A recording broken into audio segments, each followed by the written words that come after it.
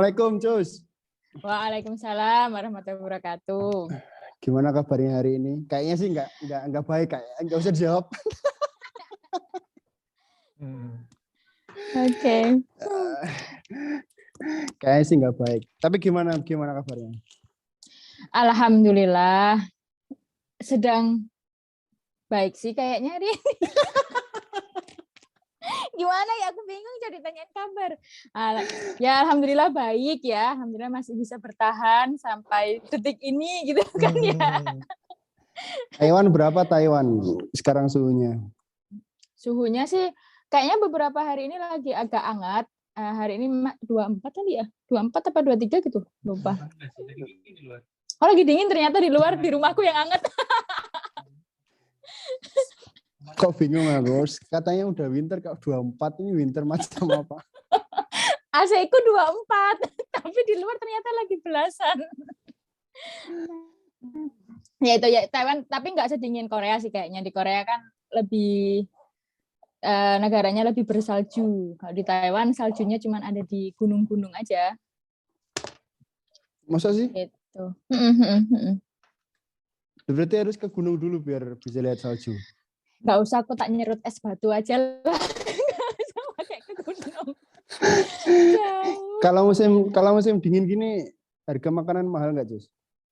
Harga makanan sayur sih, sayur yang harganya di Taiwan itu harga ini harga yang buah yang susah itu pisang. Pisang itu kayak mahal ada tapi mahal banget. Terus kayak harga sayur mayur itu juga lumayan tinggi. Terus kalau lagi summer itu sayuran hijau itu harganya bisa kayak 2 kali lipat kayak gitu. Jadi maksudnya kalau harga mahal itu komparasinya sama apa ya biar gampangnya ya?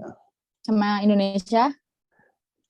Di sini tuh aku juga merasa sayur tuh hampir sama kayak Tupperware kecil gitu loh. Jadi ya, itu tuh 1.000. Sayur itu juga 1.000. Maksudnya itu comparable gitu loh. Sedangkan kalau di Indonesia kan barang itu harganya lebih mahal daripada sayur. Apakah di Taiwan seperti itu juga? Iya, sama. Jadi di Taiwan tuh kalau misalkan nih, ini kita kursnya di Indonesiain ya, kayak kangkung satu ikat di Taiwan berapa ya? Di Taiwan, di Indonesia tuh berapa dulu? Kayaknya waktu zaman aku masih di Surabaya tuh kangkung sekitar 2.000 apa 3.000 ya, lupa yang satu ikat. 2.000 3.000 itu. Nah, kalau di Taiwan itu kangkung satu ikat itu kalau di pasar biasanya itu dapat 20 NT atau 25 NT. Berarti kalau anggap paling murah 20 NT, berarti sekitar 10.000 itu satu ikat. Itu kalau di pasar.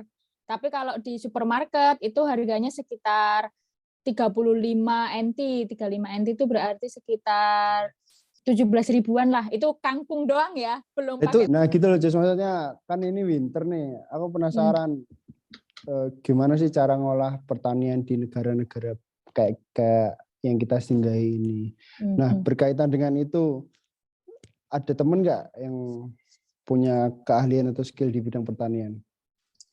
Ada sih, Ki. Kalau nggak salah tuh ya, itu tuh adik kelas kita waktu kok SMA, sosok banget. Anda SMA di mana? Saya SMA di mana? Salah, Bos. Mohon maaf. Adik tingkat kita waktu S1, kalau nggak salah, dia ini punya usaha, sedang ada usaha di bidang sayur mayur. Ya, semacam itu. Sayur mayur. Maksudnya dia menjadi bapak penjualnya atau dia ownernya? Enggak, dia yang menanam, membibit. Oh, yang menanam. Gitu.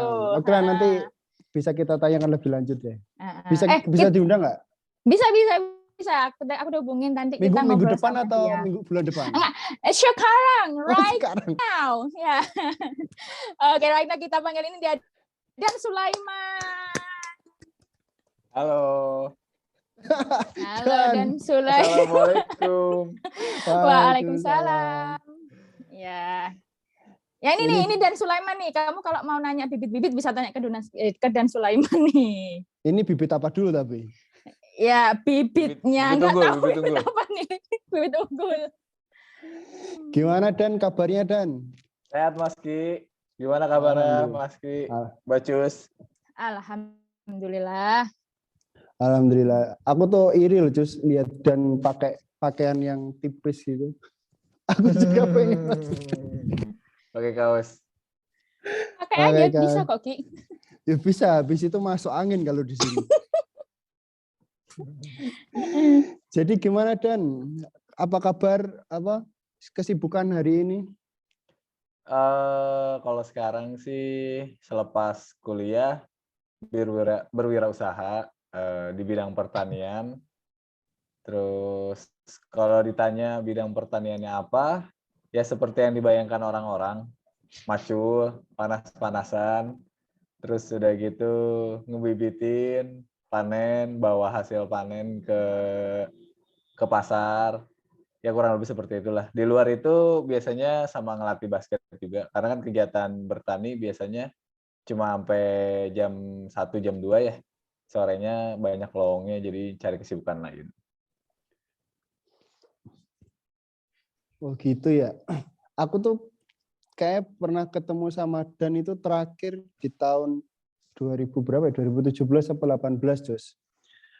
Waktu itu Dan lagi di Pasar Senen, kayaknya mau ke Surabaya atau habis dari Surabaya, aku lupa. Oh iya Mas, Pasar Senen.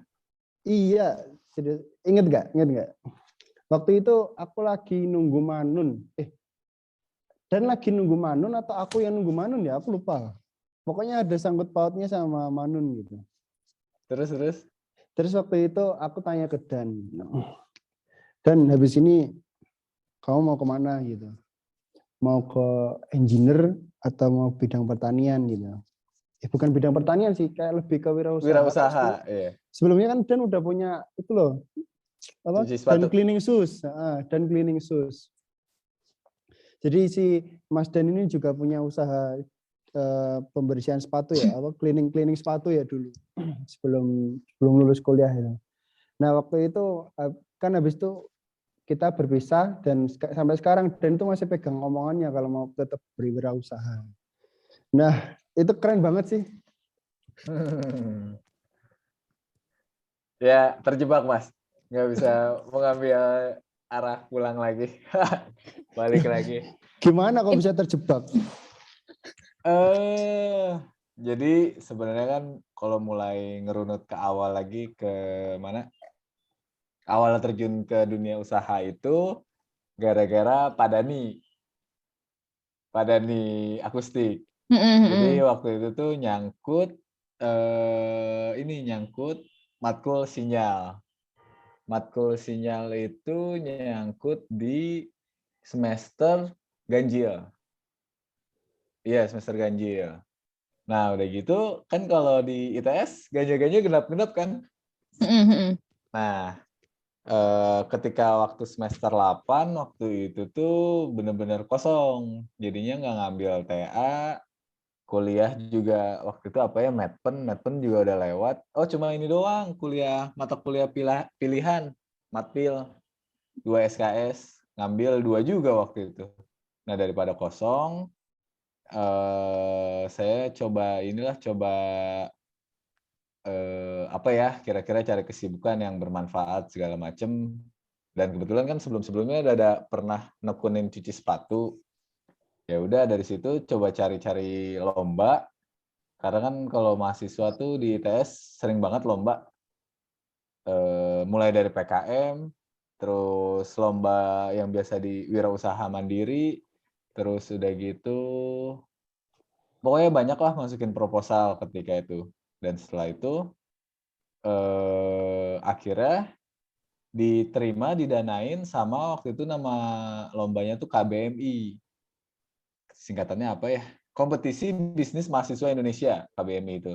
Sama kayak PKM, cuma bedanya KBMI ini maksimal didanainnya itu sampai 30-an apa. Kan kalau PKM waktu itu 12,5 ya, zaman saya. Kalau Maski sama Mbak Cus mungkin masih 15. Kalau saya tuh diturunin lagi tuh, mau yang PKMT, mau PKMP, mau PKMK, semuanya 12,5. Nah, pada saat itu, alhamdulillahnya didanain. Saya ingat Mas, waktu ketemu di Pasar Senen. Cuma saya lupa, obrolan itu juga saya ingat.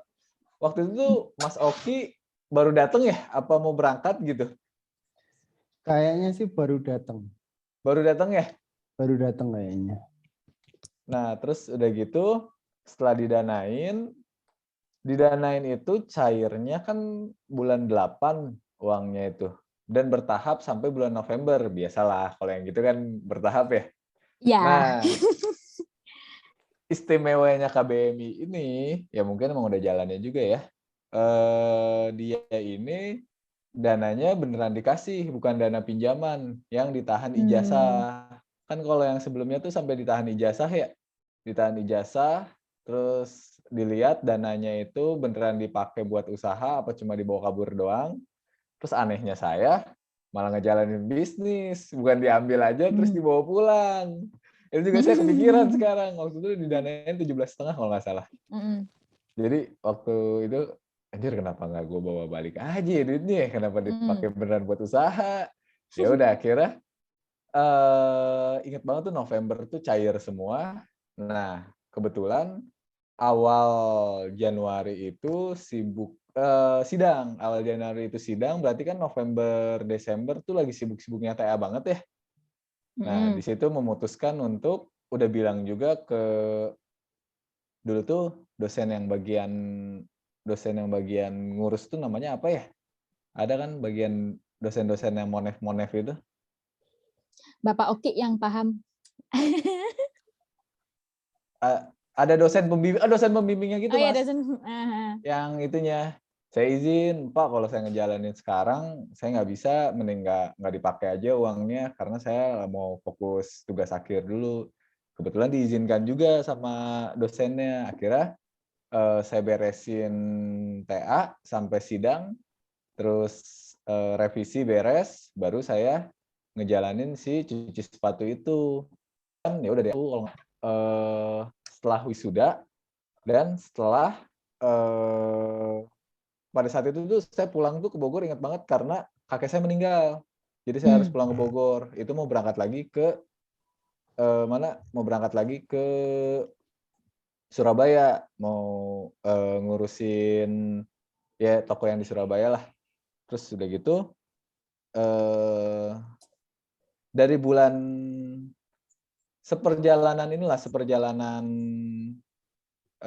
ketika mau lulus itu sambil ngerjain TA, sambil ngejalanin usaha, ada satu yang bikin, oh ternyata sesuatu apapun ketika dijalani dengan maksimal, apapun itu ya pasti menghasilkan, pasti bermanfaat, usaha enak nih segala macam. Kebetulan didanain juga, terus oh iya nih beneran ternyata kalau kita dikerjain bener-bener dikerjain bisa menghasilkan juga. Nah, pada saat itu Mas, saya pulang ke Bogor, kakek saya meninggal, sama saudara-saudara yang lain itu kebetulan kakek kan emang petani, disuruh pulang. Saya kan nggak bilang ya Mas waktu itu, bilangnya mau berwirausaha aja. Ya wirausaha doang deh. Nggak bilang di bidang usaha apa. Sebenarnya itu saya galau karena entah mau jadi petani atau mau nurusin usaha di cuci sepatu itu, akhirnya semakin ke sini saya ya inilah mengambil sektor yang lebih strategis di pangan, yaitu di petani.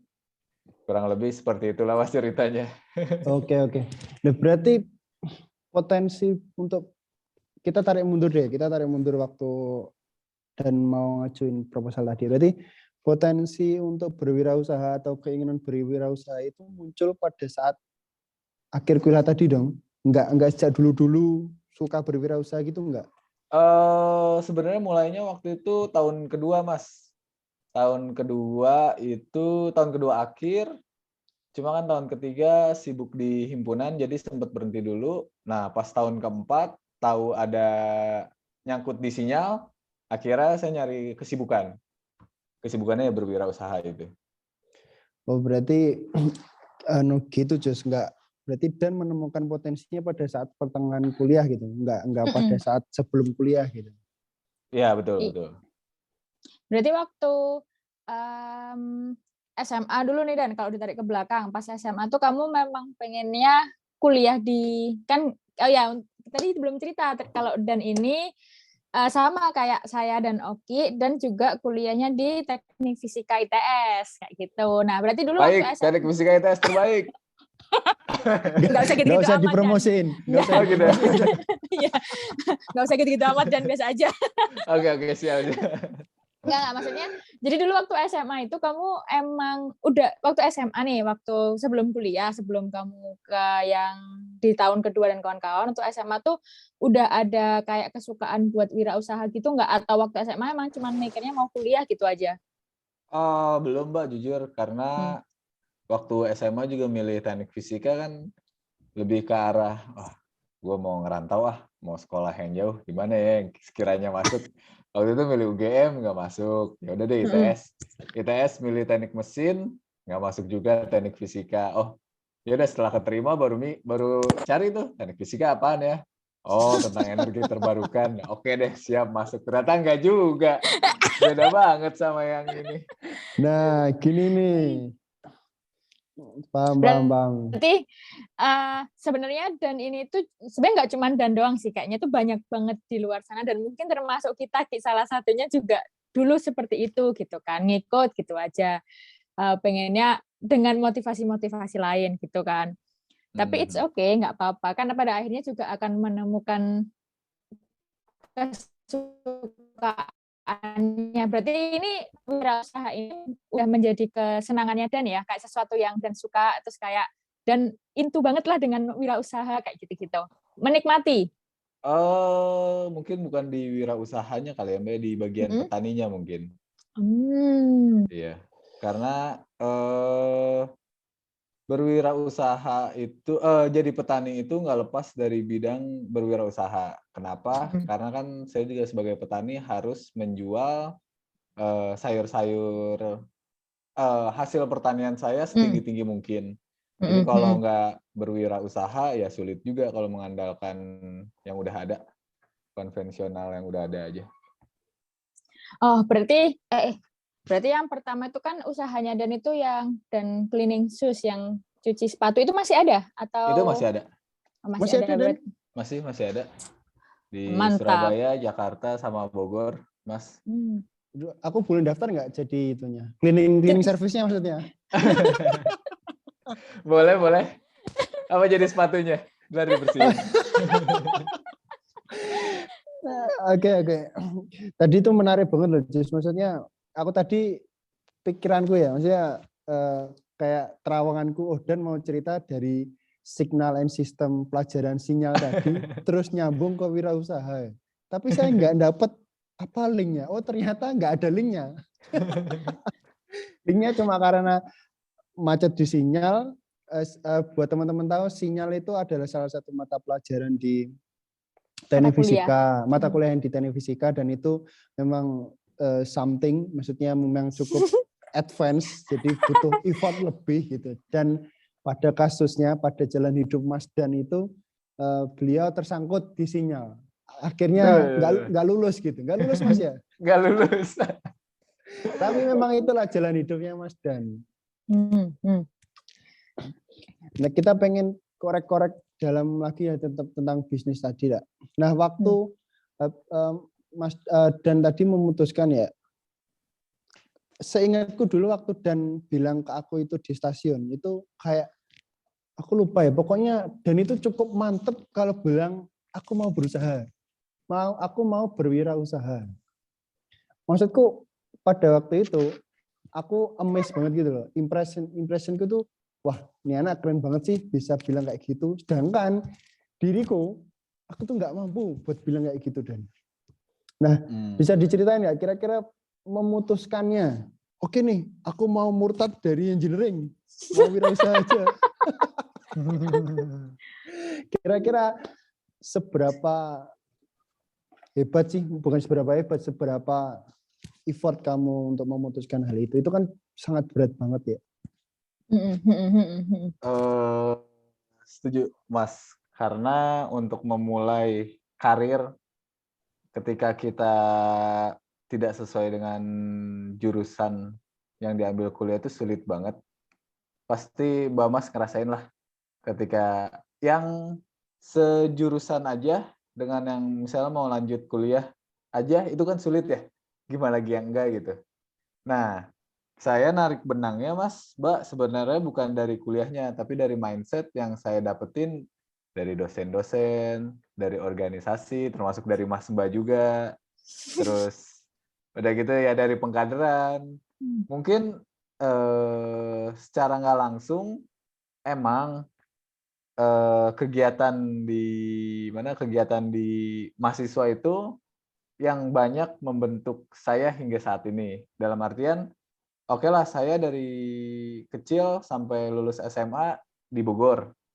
Mungkin itu 30%, tapi 70%-nya itu saya dapat di kuliah. Terus ada yang bilang kuliah itu miniatur kehidupan segala macam. Terus penolakan-penolakan yang saya dapat di organisasi, terus pokoknya banyak kejadian-kejadian entah itu yang enak, yang nggak enak saya dapetin di kuliah. Matkul yang saya pelajarin yang tadinya benar-benar nggak bisa, terus saya belajar nggak bisa, tetap nggak bisa, ada. Tapi kan mau bilang bisa tadi. Terus yang sedikit bisa, ada, terus yang jadi bisa juga ada. Dalam artian kehidupan ini kan tidak bisa ditebak ya. Tapi ketika kita sudah yakin dengan satu hal tersebut, terus udah emang pengen effort ke sana dan kita mau ngejalaninnya, ya udah kenapa enggak? Maksud saya ya paling apa sih sejelek-jeleknya kita yang dapat ketika kita gagal, paling kita disalahin sama orang lain, paling dijelek-jelekin sama orang lain. Tapi kan ketika kita udah mengenal diri kita sendiri, ketika kita udah tahu potensi kita sendiri, ya udahlah itu cuma angin lalu aja. Kalau saya sih prinsipnya kalau mau berhasil, ya gagal itu emang jalan yang harus ditempuh. Emang mungkin teknik fisika itu bukan gagal buat saya. Maksud saya dalam artian bukan saya gagal memilih jurusan, tapi itu adalah bagian kehidupan saya yang harus saya jalani, yang harus saya terima hingga saya bisa menjadi seperti ini. Terus gagal-gagalnya itu kayak ditolak di organisasi itu kenapa sih saya bisa dapat matkul D itu ngulang, kenapa sih? Kenapa sih ada dosen galak? Terus kenapa sih ada dosen yang baik? Terus ya seperti itulah. Kenapa sih di Surabaya panas tapi betah segala macam yang kayak gitu-gitulah. Mas Mbak yang bikin saya yakin, oh kita mau ngambil jalur apapun, selama kita dalami dengan sungguh-sungguh, insya Allah lah hasilnya juga pasti bakal maksimal. Oh berarti Betul. dari diri sendiri tuh udah yakin Cus ya? Enggak, kalau aku tadi ingat Ki, waktu dan cerita gitu, ingat kata-katanya Cak Lontong. Apa yang kamu dapatkan dari ITS? Ambil hikmahnya, dapat hikmahnya. Ya kurang lebih sama. Dan kalau boleh tanya nih, ini agak privasi nih. Kalau dari keluarga gimana dong? Ini misal aku mau murtad dari engineering atau dari teknik fisika gitu, mau kerja di bidang something yang different gitu. Itu pasti orang tua aku akan mengajukan penolakan dan proposalnya itu pasti nggak cuma satu, berbanyak alasan nantinya. Itu gimana tuh? Adakah hal seperti itu? Nah kalau saya sih kebetulan orang tua saya udah nggak ada Mas, dua-duanya. Dari keluarga? Saya sih malah itu nyebutnya privilege ya. Ya, Karena kalau orang tua saya ada dua-duanya pasti saya juga dimarahin nih Mas. Ngambil jalur usaha. Agak dark jokes ya. Ini dark joke ini pemirsa teman-teman mau difilter. Iya, terus lanjut. Terus udah gitu tapi karena kan yang petani itu kakek saya kebetulan udah nggak ada. Nah nenek saya yang menentang pada akhirnya. Ngapain sih Dan jauh-jauh kuliah di Surabaya? Terus harus turun ke kebun, sawah. Harus turun ke sawah, panas-panasan, macul segala macam. Ya udahlah, kamu kan udah punya gelar sarjana, Terus udah gitu udah belajar capek-capek, mending jadi orang kantoran aja, enak. Terus kan nggak mungkin dong saya jawab panggilan hati, Nek. Udah mana ngerti. Nek, Kayak gitu. please Nek, please. Ini panggilan hati. Nek, please. Kan nggak mungkin gitu. Terus gimana? Akhirnya yang kayak gitu saya diemin aja. Saya maksudnya ya udahlah biar ngelihat setahun beberapa bulan ke depan saya ngerjainnya kayak gimana. Akhirnya yang kayak gitu-gitu emang butuh waktu, butuh pembuktian dari kitanya sendiri. Terus ya kebuktilah sekarang, maksudnya alhamdulillah kan berjalan dengan harapan juga, walaupun tidak dengan harapan awal, dengan ekspektasi yang diturunkan. Terus udah gitu ya akhirnya nenek pun malah jadi wah ini nih Incu rasa anak ini mah. Jadi udah jadi ya kan harapannya yang jadi petani itu anak-anaknya, cuma mungkin gak ada yang beneran jadi petani. Akhirnya Dan ini yang nih, nerusin. iya ini nih yang rajin ke kebun, rajin ke sawah. Ini rajin, ini mah ya pokoknya pakai bahasa Sunda gitu kan. Iya. Terus udah gitu apa yang tadinya nggak boleh ke sawah, kira malah inilah diceritain ke teman-temannya, ke saudara-saudara yang lain. Jadi Atau malah ngerasa ini dipaksa juga. ke sawah Dan Iya. ke sawah. tiap datang ke rumah nenek tuh. Dan dari mana? Misalkan pulang ngelatih gitu ya. Habis ngelatih Nek, lah kok nggak dari kebun? Iya, enggak, ini mau makan dulu baru ke kebun. Oh iya siap. Bentar nih. Tadi kan Dan katanya juga ngelatih basket ya? Ya. Ini agak ngepotong sih. Tapi apakah Dan pernah kepikiran pada saat SMA aku mau masuk jurusan olahraga deh karena aku cinta basket? Pernah kepikiran nggak? Pernah kepikiran.